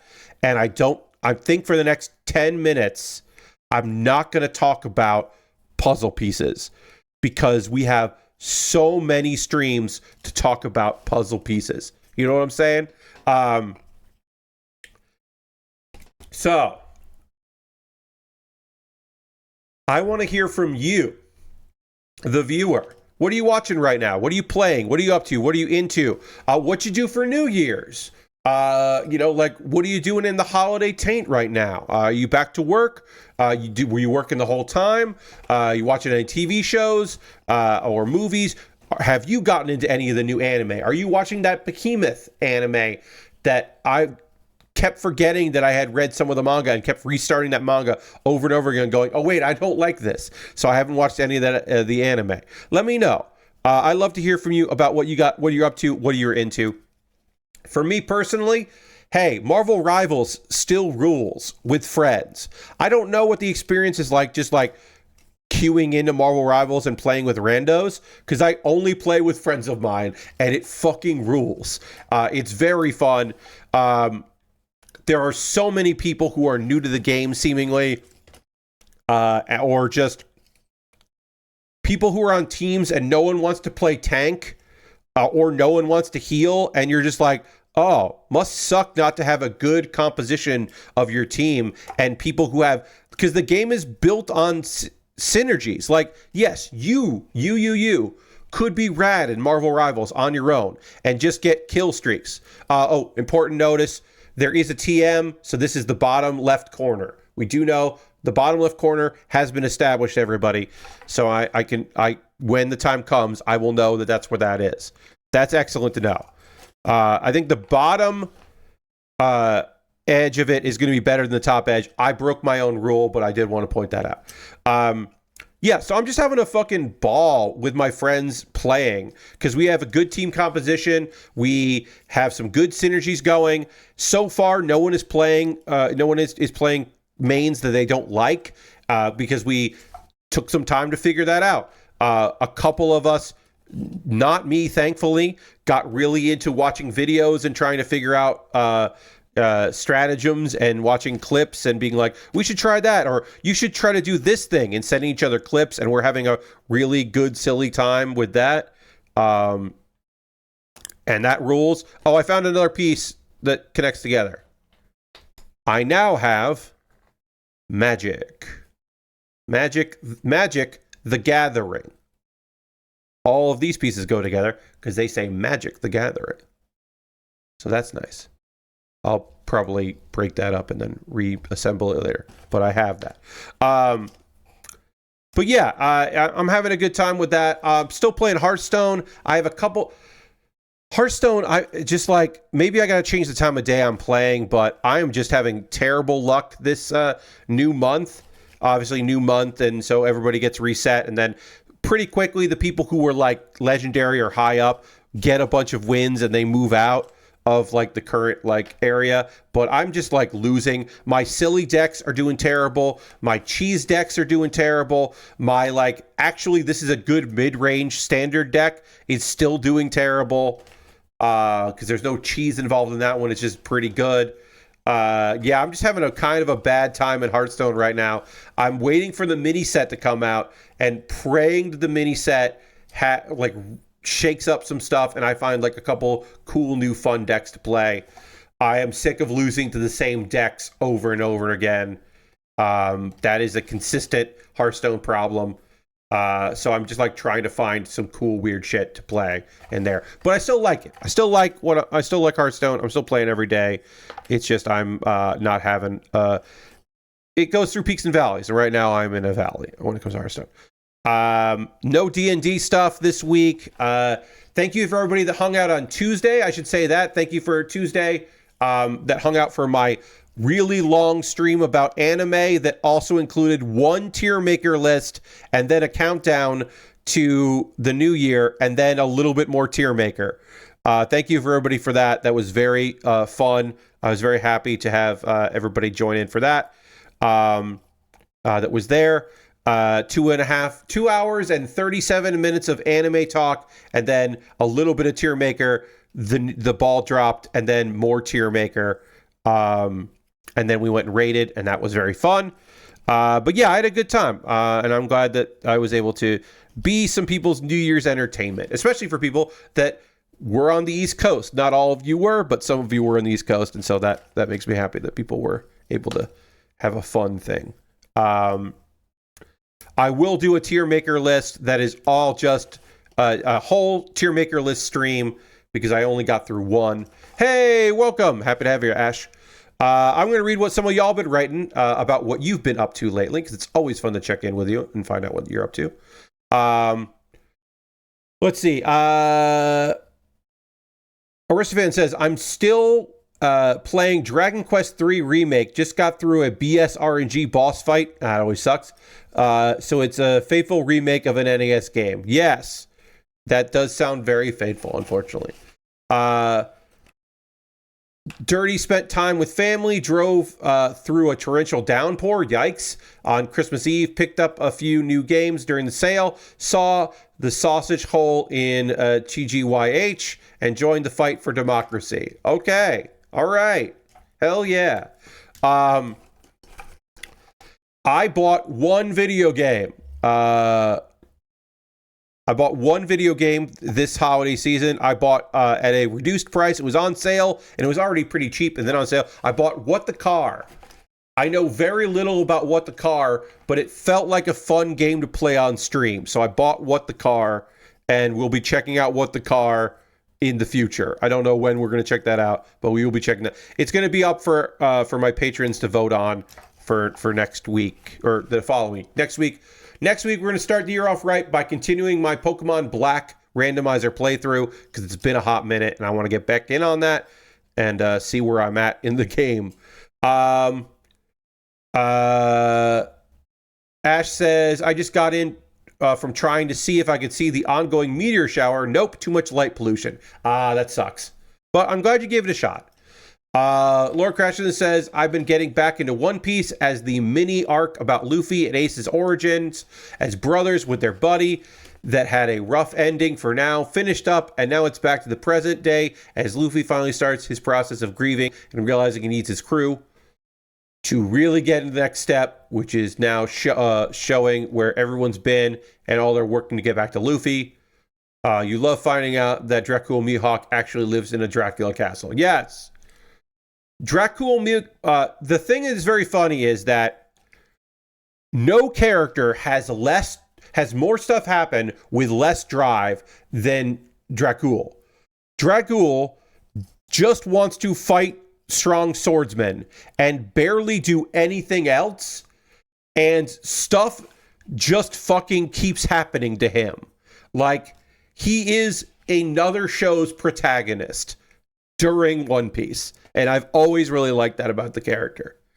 That he is a final boss, but also his own main character doing his own thing almost completely accidentally. And I always appreciated that about Mihawk. Lord Crash says, I started Wuthering Waves on PS5, which is the most Genshin Impact clone of Genshin Impact I've seen so far. I did get into CCG Card Shop Sim. Nice. In the Steam sale. which has been fun so far. I now get why people want to get rid of the penny. Yes, change is the worst part. Why can't people just use credit cards at that thing? Why do they keep making me do math? Dracul seems like a character with the biggest presence so far while having the least amount of screen time. Yeah, he's larger than life, which is really great. Ash says, I listened to a podcast about the historical Vlad Dracula earlier, so this conversation has taken a funny tone. Yes. Yes, I'm sure it has. And then Lastbrook says, I beat KOTOR. The end section of that game is hot bullshit. Yep. And doing the evil ending is cartoonish. It's a shame that the remake isn't happening. It's dead. I saw Sonic 3 today, and it's amazing how those movies get more expensive while leaning harder into Sonic lore. I also watched Tank Girl again because of an Australian company made a region-free Blu-ray before it was out of print and very expensive secondhand. Okay, nice. Tank Girl is a movie that is fun. That's a fun movie. Hey, that movie takes some swings. I can't tell you that Tank Girl is great. I don't think it's a great movie, personally. But it's a movie that, like, takes some shots, tries some stuff. I love KOTOR, both 1 and 2, and they do both show their age mechanically. Yeah, and the writing. Yep, yeah, I would agree with that. It's been a long time since I played KOTOR 2. 1, I revisited with mods some years ago and didn't really get that far in it. KOTOR 2, I feel like I haven't played on a modern PC, probably. I now price more items in quarter increments. Yeah, that's the way to go. Lori Petty is awesome, Dirty. You're not wrong. Okay, so I have sorted. We did the not necessarily fun part of sorting all our pieces between pieces that have an edge and pieces that don't have an edge. And then what I'm going to do off stream is go through all the pieces that have an edge to make sure that I didn't accidentally put any pieces that don't have an edge, or it kind of looked like an edge, but it isn't actually an edge. So I'm going to go through and sort all of those. And then I'm going to go through this to make sure. I'm going to go through this box at least 3 times. At least 3 times to make sure that I didn't miss any of the edge pieces. And I'm going to do it while listening to music or something, not while trying to read chat and do all the talk about anime and do other stuff. I will do all of that on my own time. And then on Saturday's stream, which will be the next stream, of course, on Saturday's stream, I will start to assemble this. We will work out and around. We will do as much as we can, as easily as we can, and then we will start getting to the hard stuff. And that'll be a fucking project. This is going to be several streams. But speaking of streams, that's it for this one. I agree with what is being said about KOTOR in general, and specifically. I know that sounds flippant, but I do agree with what you're saying there. But I can't keep talking about KOTOR because I want to stretch out my back because I am in a bit of pain from moving stuff around today and not throwing out my back, but definitely my back isn't better than it was yesterday. I'll say that. Anyway, we're going to end tonight's stream with a raid. That is how we end every stream around here, is we're going to go find someone doing cool stuff and go keep the party going. Go hang out with them. Matt Wiggins is playing Indiana Jones. Matt is still playing Indiana Jones, which is great because that's a fun game, and Matt is good. Matt's good people. So we're going to go raid Matt. Feel free to come along on this raid. I hope that, yes, I'm okay. I just need to stretch out my back and not be leaning forward to look at puzzle pieces. But we're going to go raid Matt. I hope you come along on this raid. I hope you come back on Saturday when we start working on the outer edge of this puzzle and I start trying to figure out exactly how fucking big it is. And I look forward to that. And I look forward to seeing you again. Thanks for everybody coming in. Thanks for being, hey, I know I was like, look, y'all gotta relax about the puzzle stuff. Thank you for being a very active chat. It's nice. I hope your first stream with me this year was good. I'll see you on the next one. Goodbye, everybody. Goodbye, goodbye, goodbye, goodbye, goodbye, goodbye, goodbye.